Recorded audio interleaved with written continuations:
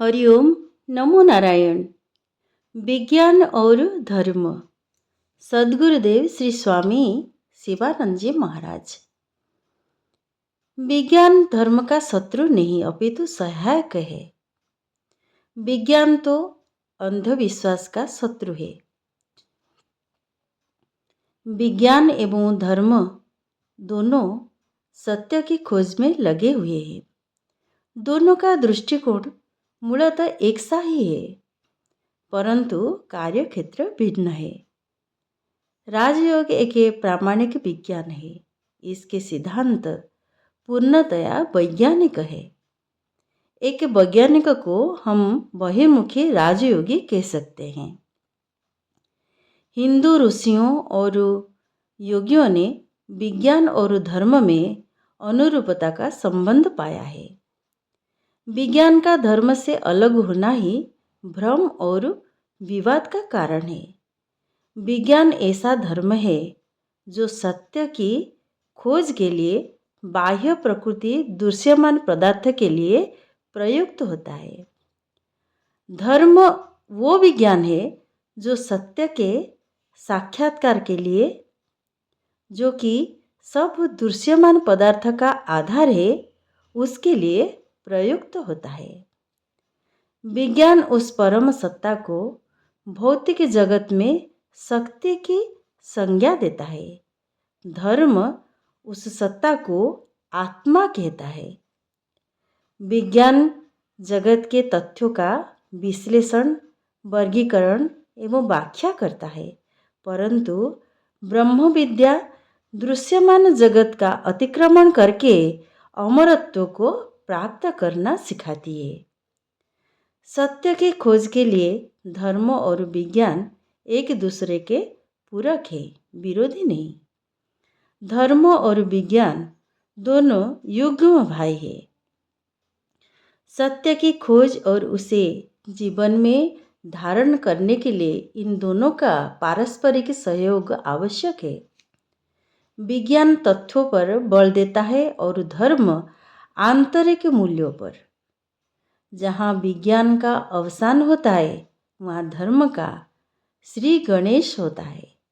विज्ञान के निरीक्षणों और प्रकाशनों का सूक्ष्म अध्ययन करने से मनुष्य ईश्वर अथवा परम सत्ता के निकट आता है। इलेक्ट्रॉन को शक्ति किसने दी? इन इलेक्ट्रॉन के आधार में क्या है? वो शक्ति क्या है जो नाइट्रोजन के 4 भाग और ऑक्सीजन के 1 भाग को मिलाती है? प्रकृति के नियमों को किसने बनाया है? प्रकृति तो जड़ है। कौन सी प्रज्ञा शक्ति इसको चलाती है? सबको गतिमान करने वाला कौन है? भौतिक शक्तियों और भौतिक नियमों का अध्ययन, मानसिक शक्तियों और मानसिक नियमों का ज्ञान हमें पूर्णता प्राप्त नहीं करा सकता। हमें उस आधारभूत तत्वों का पूर्ण ज्ञान और अनुभव होना चाहिए जो सभी नाम रूपों और भौतिक तथा मानसिक पदार्थों में अंतर्निहित है। तभी हम पूर्ण ज्ञानी अथवा अहर्त अथवा बुद्ध बन सकते हैं। मन और बुद्धि सीमित यंत्र है। वे अनंत का अनुभव नहीं कर सकते, परंतु वे साधन है। जब बुद्धि तर्क और मनन के विभिन्न अवस्थाओं में से गुजर जाती है और पूर्णतया शुद्ध हो जाती है, तो ज्ञान प्रकट होता है। जहाँ बुद्धि कार्य करना बंद कर देती है, वहाँ से ही वास्तविक धर्म आरंभ होता है।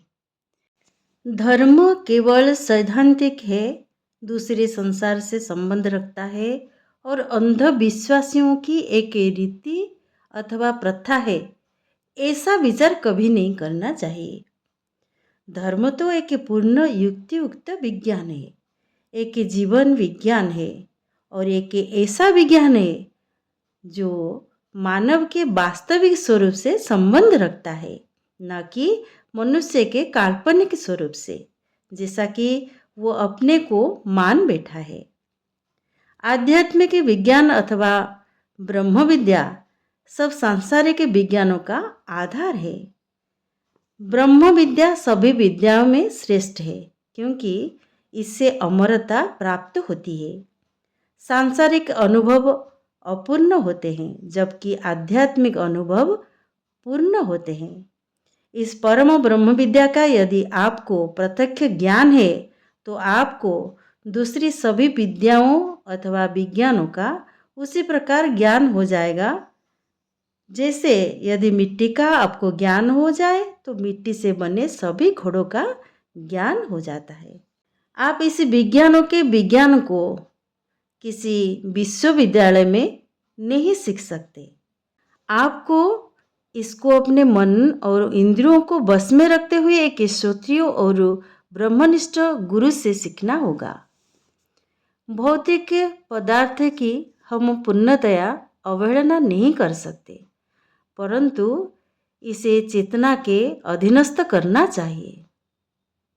विज्ञान मानव के लिए सब कुछ नहीं हो सकता। विज्ञान ब्रह्म विद्या से भिन्न है।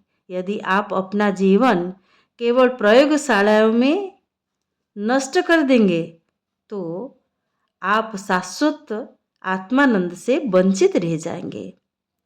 आप अमरत्व और पूर्णता प्राप्त नहीं कर पाएंगे। आप उस परम ज्ञान को प्राप्त नहीं कर पाएंगे जो जन्म मृत्यु से मुक्ति देता है। विज्ञान मुक्ति नहीं दे सकता। सत्य की खोज अपने ही अंदर करो। वैज्ञानिकों के आगे नतमस्तक मत हो। वे सब कुछ बताने में समर्थ नहीं है।